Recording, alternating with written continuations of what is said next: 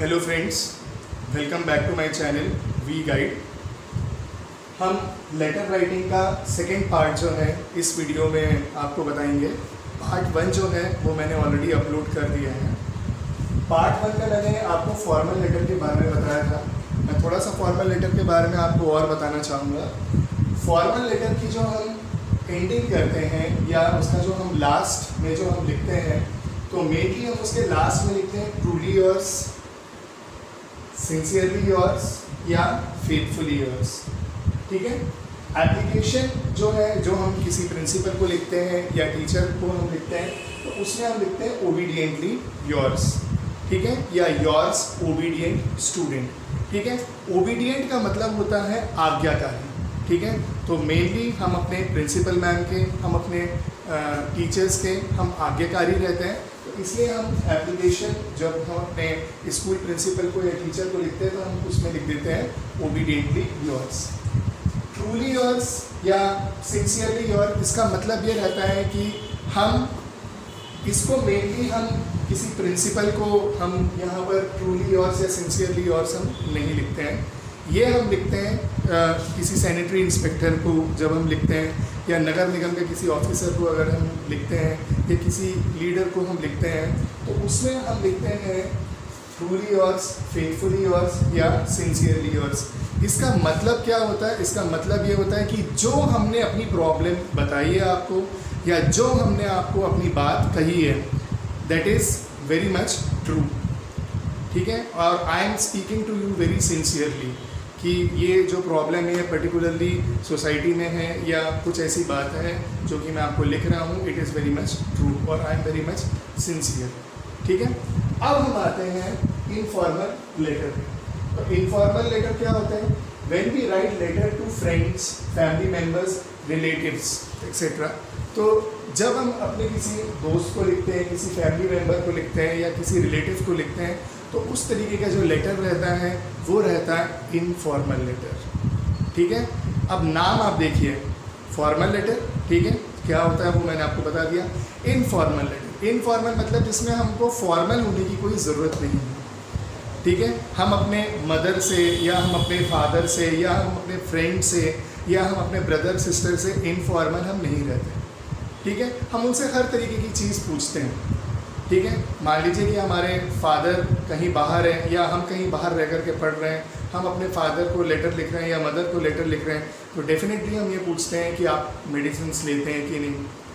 ठीक है। या डॉक्टर ने अगर आपको किसी तरीके के एक्सरसाइज करने का एडवाइस दिया है तो आप एक्सरसाइजेस करते हैं कि नहीं।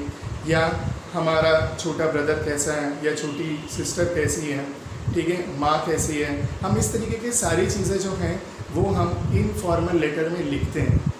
ठीक है। मेनली इनफॉर्मल लेटर में हमको इस तरीके की जो चीज़ है वो लिखनी चाहिए। कई बार ये क्वेश्चन आता है कि write a question to your father that you had to prepare for your final year examinations, या for your final examinations, and उसके लिए जो है आपको कुछ बुक्स वगैरह जो हैं वो आपको एक्स्ट्रा खरीदनी है।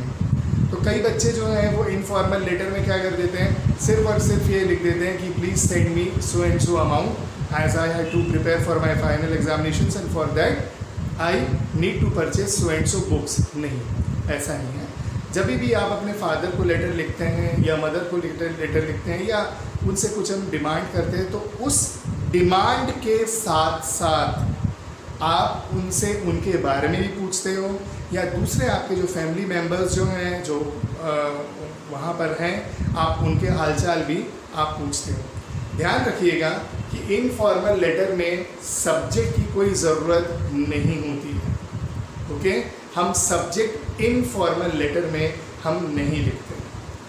ठीक है। हमें किसी भी तरीके के सब्जेक्ट लिखने की आवश्यकता नहीं होती है। इनफॉर्मल लेटर में हम ओबीडियंटली योर्स भी हम नहीं लिखते हैं, उसकी कोई रिक्वायरमेंट नहीं होती है। मेनली हम इनफॉर्मल लेटर्स में लिखते हैं लविंगली योर्स।